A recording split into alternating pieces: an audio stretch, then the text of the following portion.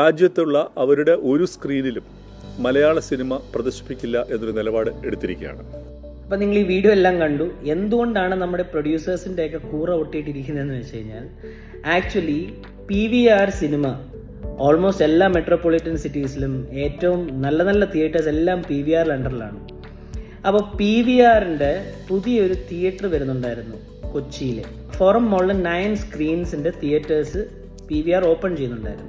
അതിൻ്റെ VPF ചാർജിനെതിരെയാണ് എല്ലാ പ്രൊഡ്യൂസേഴ്സും problem ഉണ്ടാക്കിയത്. അപ്പോൾ VPF ചാർജിനെതിരെ പ്രോബ്ലംസ് ഉണ്ടാക്കിയപ്പോൾ PVR എന്ത് ചെയ്ത് എല്ലാ മലയാള മൂവീസും ഫുൾ ഇന്ത്യയിൽ നിന്ന് അവരങ്ങ് നിർത്തലാക്കി.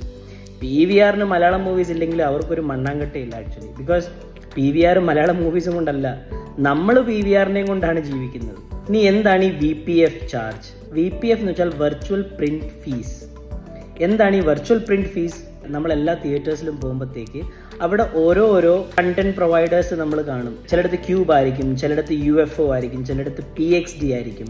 അപ്പോൾ ഇവരൊക്കെ കണ്ടന്റ് പ്രൊവൈഡേഴ്സ് ആണ്. ഈ PVRലോട്ട് ഇവരുടെ ത്രൂ ആണ് കണ്ടന്റ് വരുന്നത്. അപ്പോൾ ആ കണ്ടന്റ് വരുന്നതിനൊരു ഫീസ് ഉണ്ട്, അതാണ് ഈ VPF ഫീസ്. അത് സാധാരണ മലയാളം പടത്തിന് 14,000 രൂപയാണ് ഒരാഴ്ചത്തേക്ക് കൊടുക്കുന്നത് അപ്രോക്സിമേറ്റ്ലി. അപ്പോൾ നമ്മുടെ പ്രൊഡ്യൂസേഴ്സ് എന്ത് ചെയ്തെന്ന് വെച്ചാൽ, അവർ ഇത്രയും VPF കൊടുക്കാൻ പറ്റാത്തതുകൊണ്ട് അവരെന്ത് ചെയ്ത് സ്വന്തമായിട്ട് അതിനെ കൗണ്ടർ ചെയ്യാൻ വേണ്ടിയിട്ട് പ്രൊഡ്യൂസേഴ്സ് അസോസിയേഷൻ എല്ലാം കൂടെ PDC എന്ന് പറഞ്ഞൊരു സെറ്റപ്പ് തുടങ്ങി. അതായത് പ്രൊഡ്യൂസേഴ്സ് ഡിജിറ്റൽ സിനിമ.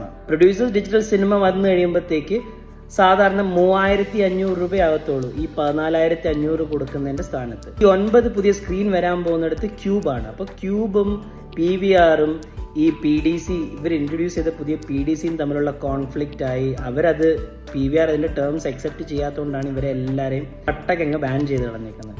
ഇത് ചെയ്തപ്പോൾ എന്തുവാ, നമ്മൾ ഈ മലയാളികളുടെ ഒരു സ്വഭാവം ഉണ്ടല്ലോ, എല്ലാത്തിനും സമരം ചെയ്യുക, അത് ചെയ്യുക. പക്ഷെ PVR is a multi-million company.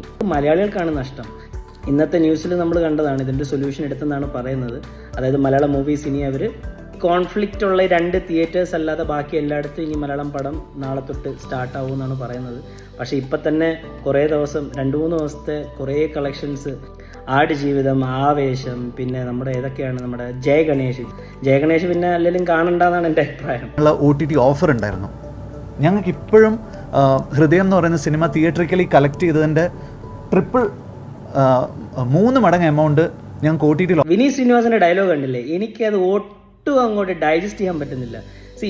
ഇപ്പോൾ വൈശാഖ് പ്രൊഡ്യൂസർ, ആൾക്ക് അഥവാ OTT തിയേറ്ററിൽ റിലീസ് ചെയ്യുന്നതിനെക്കാട്ടിലും 3 ഇരട്ടി തന്നിട്ടുണ്ടെങ്കിൽ ആളൊരിക്കലും തിയേറ്ററിൽ റിലീസ് ചെയ്യത്തില്ല. വിനീത് ശ്രീനിവാസന്റെ ഫീലിങ്സ് ഒന്നുമല്ല, തിയേറ്ററിൽ റിലീസ് ചെയ്യുന്നതിന് കുറേ അഡ്വാൻറ്റേജസ് ഉണ്ട്.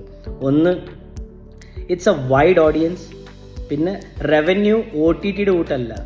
OTTയുടെ റവന്യൂ സ്ട്രക്ചറേ ഡിഫറെൻ്റ് ആണ്. അവർക്ക് സബ്സ്ക്രൈബർ ബേസിസിൽ റവന്യൂ ഉണ്ട്, പിന്നെ അല്ലാതെ കണ്ടന്റ് ബേസിസ് റവന്യൂ ഉണ്ട്, പിന്നെ വൺ ടൈം റവന്യൂ ഉണ്ട്.